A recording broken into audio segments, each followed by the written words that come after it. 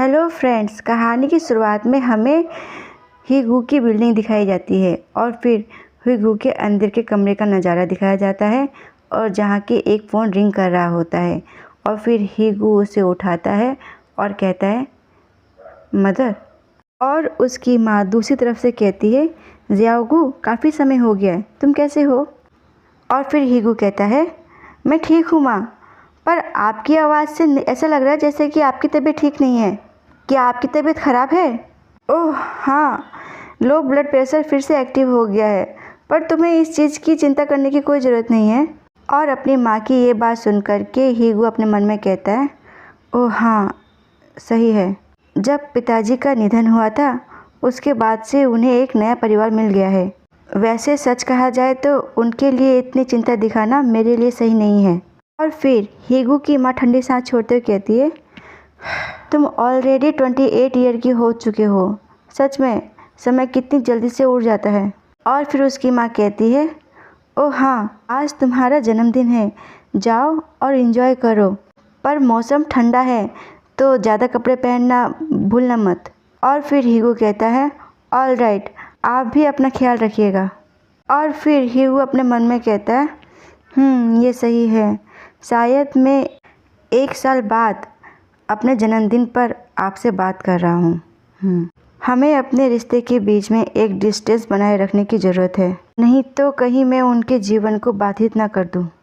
और उसके बाद हीगू फ़ोन काट देता है और फिर मोबाइल में देख के किसी को फ़ोन करता है, पर वो इंसान फ़ोन नहीं उठाता। इस वजह से आवाज़ आती है टू टू टू टू।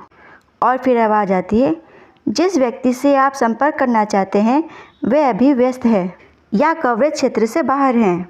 और फिर हीगू फ़ोन को साइड में कर देता है और मन में कहता है फ़ोन को रख के जाते हुए मेरे ख्याल से वो अभी अपने काम पे व्यस्त होगा।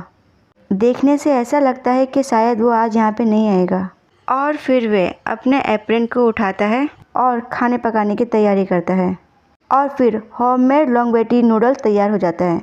फिर अचानक ही एकदम से दरवाज़ा खुलने की आवाज़ आती है जिससे कि हीगू थोड़ा शॉक हो जाता है और फिर अचानक ही गैस को बंद करता है और जल्दी जल्दी उस तरफ भागता है।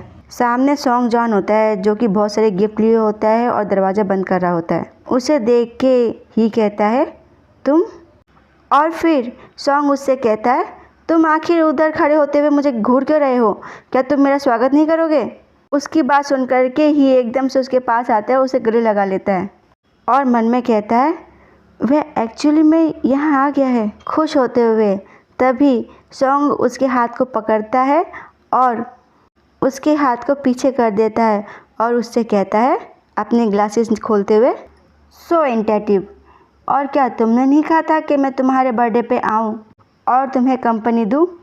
और उसकी बात सुन कर के ही उससे कहता है पर मैंने कुछ भी प्रिपेयर नहीं किया है। और फिर सॉन्ग उसको किस करते हुए कहता है कुछ भी प्रिपेयर करने की ज़रूरत नहीं है, और क्या तुम खुश नहीं हुए कि मैं यहाँ पर आया? और फिर मुस्कुराते हुए ही उससे कहता है हाँ, मैं बहुत ही ज़्यादा खुश हूँ और मैं विश्वास नहीं कर पा रहा कि तुम्हें ये सब बात याद थी। फिर सॉन्ग उसके हाथ पकड़े हुए नीचे की तरफ देखते हुए कहता है मैं अभी 70 या 80 साल का नहीं हुआ हूँ जो कि मुझे कुछ भी याद ना रहे। ये तुम्हारे बर्थडे प्रेजेंट है जो कि मैंने जाओजू से कहा था कि तुम्हारे लिए लेकर आए। और ही भी ये सब देख करके थोड़ा शॉक होता है और फिर ही उसको पीछे से गले लगा के कहता है थैंक यू। और मन में कहता है पिछले 6 सालों में ये सच में बहुत रेयर है तुम्हारा हार्ट वार्मिंग और जेंटल साइड देखना। भले से ही ये साल में 1 या 2 बार हो, पर ये कड़वाहट भरे ठंड में गर्मी का अनुभव देता है, एक ऐसी गर्माहट जो लंबे समय तक बनी रह सकती है। और फिर अचानक ही सॉन्ग की नज़र कहीं पे जाती है। वो कहता है शॉक होते हुए तुमने अपना टेलीविज़न चेंज कर दिया है, और क्या तुमने यहाँ गेम को अपडेट किया हुआ है? और फिर ही मुस्कुराते हुए अंदर जाते हुए कहता है हाँ, इसमें सारे न्यू गेम्स है, तुम जाओ इसे खेलो, मैं तुम्हारे लिए लॉन्गेविटी नूडल्स लेकर आता हूँ। और फिर हम उन दोनों को एक साथ बैठे हुए देखते हैं एक दूसरे की बाहों में। सॉन्ग के हाथ में कुछ होता है जिसे कि ही भी देख रहा होता है और वो कहता है अगर मुझे पता होता कि तुम आ रहे हो तो मैं तुम्हारे पसंद के और भी खाने को तैयार करता। और फिर सॉन्ग ही के चिन को टच करता है और उससे कहता है अपने लिप्स को लिक करते हुए, तुम्हें पता है ना कि मुझे क्या खाना पसंद है। और फिर गिफ्ट के तरफ फिंगर पॉइंट करते हुए कहता है, क्या तुम इस गिफ्ट प्रेजेंट को खोलना नहीं चाहोगे जो कि सिया सोंग ने तुम्हारे लिए पसंद किया है। वे एक स्ट्रेट मैन है, फिर भी वे काफ़ी थॉटफुल है मेरे मुकाबले में तो। और फिर ही उसे एकदम करीब जाके गले लगाते हुए कहता है, मैं इन्हें बाद में ओपन कर लूँगा। और सिया सोंग काफ़ी नाइस गाय है, वे ट्राई करता है, पिक करता है अपने हिसाब से। और सोंग भी उसे मुस्कुराते हुए देखता है। और फिर सोंग उसके बालों में हाथ फेरते हुए कहता है, वो अपना काम अच्छे से करता है, मैं इस साल के अंत में उसे बोनस भी दूंगा। और फिर वे ही को अपने करीब लाता है और फिर वो दोनों किस करते हैं। और काफ़ी डीप किस करने के बाद फिर वो दोनों अलग होते हैं। और फिर सोंग उससे कहता है, मैं तुम्हें एक लास्ट चांस देना चाहता हूँ, तुम क्या मांगना चाहते हो अपने बर्थडे पे। सोंग की बात सुनकर के ही उसे नीचे पुश कर देता है और उसके ऊपर आ जाता है और उससे कहता है, तुम। और फिर सोंग उसके कमर पे हाथ डालता है और उसे अपने नज़दीक खींच लेता है और फिर उसके गले में किस करता है। तभी एकदम से फ़ोन बजता है और फिर सोंग गुस्से में उस फ़ोन को उठाते हुए कहता है, who the hell is it. और फिर वह फ़ोन को देखता है, फ़ोन अभी भी रिंग हो रहा होता है। और फिर ही उससे कहता है, कौन है। और सोंग थोड़ा शॉक हुए अंदाज में कहता है, फैंग जैंग। और ही के तरफ देख के कहता है, ओह तुम दोनों कांटेक्ट में हो। और उसकी बात सुन कर के ही उससे कहता है नीचे सर झुकाते हुए, और सोंग उससे पूछता है, कब से। और ही उसके तरफ अपना सर उठाते हुए कहता है, ओह लॉन्ग टाइम अगो। और फिर सोंग अजीब सा मुंह बनाता है और कहता है, मिले थे। ऐसा कहते हुए वह ही के ऊपर आ जाता है और उसे नीचे पुश कर देता है। और फिर ही कहता है और मन में कहता है, ऐसा लगता है कि अब मेरा बर्थडे ओवर हो गया है। और फिर सोंग जैंग के फ़ोन को उठा लेता है और फिर वहाँ से आवाज़ आती है, ही गो हैप्पी बर्थडे। और ही अपने फ़ोन को लेने की कोशिश करता है पर सोंग उसे नहीं देता और फैंग से बात करते हुए कहता है, ओह मिस्टर फैंग, आप किससे बात करना चाहते हैं। और फिर वहाँ से जैंग कहता है, ओह सोंग डैक्सिंग, तुम दोनों साथ में हो।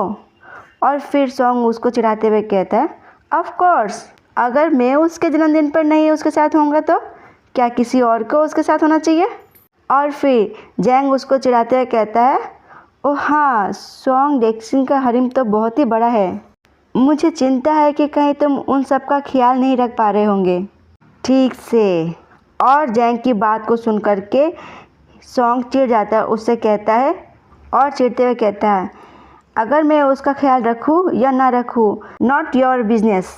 और ही अपने हाथ को बढ़ाते हुए फ़ोन लेने की कोशिश करता है। तभी सोंग उसके हाथ को ज़ोर से पकड़ लेता है और फिर ही उससे कहता है धीरे से, जुहान मुझे फ़ोन दो प्लीज़। और फिर जैंग ठंडी सांस छोड़ता है और उससे कहता है, तुम्हें उसको फ़ोन देना चाहिए, मुझे उससे बात करनी है। और अब सोंग की बारी होती है, वो उसको चिढ़ाते हुए कहता है, सॉरी बट हीगू का माउथ अभी थोड़ा सा बिजी है, वो अभी तुमसे बात नहीं कर सकता। इस बात से गुस्सा करते हुए जैंग उसको चिल्लाते हुए कहता है, सोंग जुहान। और ही भी बहुत गुस्सा करने लगता है और फिर सोंग फ़ोन को फेंक देता है साइड में और ही के दोनों हाथों को पकड़ लेता है। और फिर ही अपने मन में कह रहा होता है, जब से मैं उसके साथ हूँ तब से मैंने सब कुछ सहा, मैंने कभी भी शिकायत नहीं की और आखिरकार मैं उसे पाने के लिए दौड़ पड़ा। लेकिन इससे कोई फ़र्क नहीं पड़ता कि मैं कितना शांत हूँ और कितना शांत रहता हूँ, पर मैं अभी भी दूसरों के सामने अपना फेस नहीं खोना चाहता। और फिर सोंग उसके करीब जाके उससे कहता है, तुम मिले पर तुमने मुझे बताया नहीं। फिर ही उसे बड़े ध्यान से देख रहा होता है, फिर एक ठंडी गहरी सांस लेता है और फिर उससे कहता है, मैं दिन भर में कई लोगों से मिलता हूँ, मुझे नहीं लगता कि मुझे तुम्हें ये सब चीज़ बताना चाहिए। और फैंग जैन भी उन्हीं लोगों में से एक है।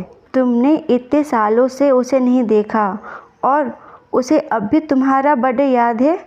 उसकी याददाश्त बहुत अच्छी है।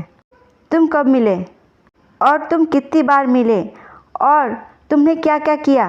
उसकी बात को सुन कर के ही उससे कहता है, हम दोनों सोए नहीं हैं। और कहता है और मेरा किसी के साथ भी कोई रिश्ता नहीं है। और उसकी बात सुनकर के सॉन्ग थोड़ा शॉक हो जाता है और ही उसे मुस्कुराते हुए कहता है ऑकवर्डली, एक तरीके से ताना मारते हुए, और मैं हर साल अपनी फुल बॉडी चेकअप करवाता हूँ, तो तुम्हें इसके लिए कोई चिंता करने की ज़रूरत नहीं है। और उसकी बातों से दुखी होकर सॉन्ग उसे छोड़ देता और मन में कहता है यप, मैं जो मांग रहा हूँ क्या वो ये नहीं है। और खड़ा होते हुए कहता है मन में, और ये सब बातें तो मैंने उसे खुद ही कही है। और फिर सॉन्ग ही को देखते हुए कहता है ये तुम्हारे लिए अच्छा है कंसिस्टेंस होना। और ही उससे कहता है सही कहा, आफ्टर ऑल यही मेरा सिर्फ एक एडवांटेज है। और उसकी बातों से सॉन्ग को काफ़ी गुस्सा आता है और वे नीचे किक मारता है। और फिर ही अपने फेस को नीचे टर्न करते हुए कहता है जुहान। और सॉन्ग रुक जाता है और फिर ही उसको कहता है तुमने कहा था कि तुम मुझे बर्थडे प्रेजेंट देना चाहते हो, जो कुछ भी मैं मांगूंगा वो। और अपने हाथों को आगे बढ़ाते हुए कहता है क्या ये काउंट किया जाएगा। और फिर सॉन्ग उसको पीछे मुड़ के देखता है और फिर ही उससे कहता है कि मैं तुमसे ये कहना चाहता हूँ, ये मांगना चाहता हूँ कि आज रात तुम मेरे साथ रहो। और उसकी बात सुनकर के सॉन्ग उसे देखता है और फिर मुस्कुराता है और फिर चिढ़े हुए अंदाज में हंसते हुए कहता है मेरी अपीयरेंस फीस 80,000 पर मिनट है। तुम अपने पूरे जीवन में मेरे साथ 2 घंटे बिताने का जोखिम भरा काम नहीं कर सकते और तुम्हें पूरी तरीके से खाली होना पड़ेगा। इस वजह से एक स्टिक खोजो। और ये बात सुनकर के ही उसे शौक भरी नज़रों से देखता रह जाता है। और फिर यहीं पे ये पार्ट होता है समाप्त। धन्यवाद।